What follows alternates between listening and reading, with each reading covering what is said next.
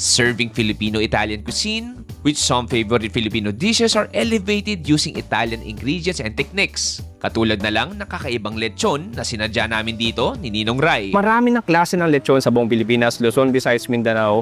Anong special sa lechon na to?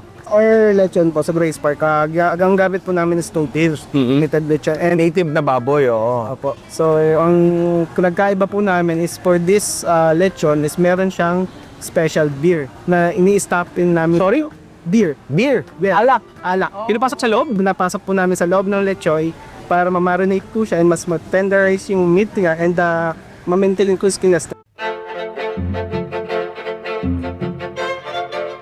What you're seeing right now is called Margarita's Native Lechon stuffed with bottled beer. It is slow-roasted traditional way for 2 to 4 hours and stuffed with a bottle of Margarita Pale Ale, which is a handcrafted beer made specially for Chef Margarita with bright notes of passion fruit, pine and citrus, along with the aromatic lemongrass, and even batuan, which is a souring fruit from Negros. It has a very complex and unique Filipino flavor for a lechon.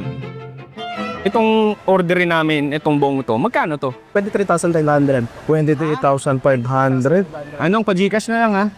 Carry mo naman eh. Hindi, sige, babawas ako sa uni yan. Ito, masasabi natin kahit paano nung medyo mahal siya eh, di ba? Oo, 3,500, almost 24,000. Yes. Ikaw, Chef, para sa'yo, bakit nasa ganitong price range to? Actually, yun nga, dahil dun sa recipe and yung cooking method na ginagawa namin dito sa lechon namin. That's why we came up with that kind of price po. And pero you can have it naman sa small portions. So 100 grams po. Okay. Yes, by 100 grams sa 730 pesos po siya.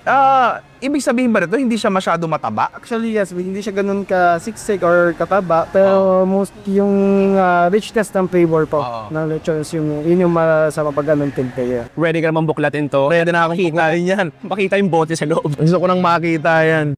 And it's time to dissect this precious gem. Ay, grabe siya! Pansin mo, kahit sa paraan ng paghiwa ay medyo kakaiba dahil ang paggamit ng kutsilyo ay inihiwa ito sa gitna horizontally sa kadahilanan na para makuha yung bote. Again, ang purpose ng bote sa loob ay para sa extra rich flavor at nakakatulong daw sa pag-tenderize ng karne. At if 100 grams lang ang orderin mo, nagkakahalaga lang to ng 730 pesos.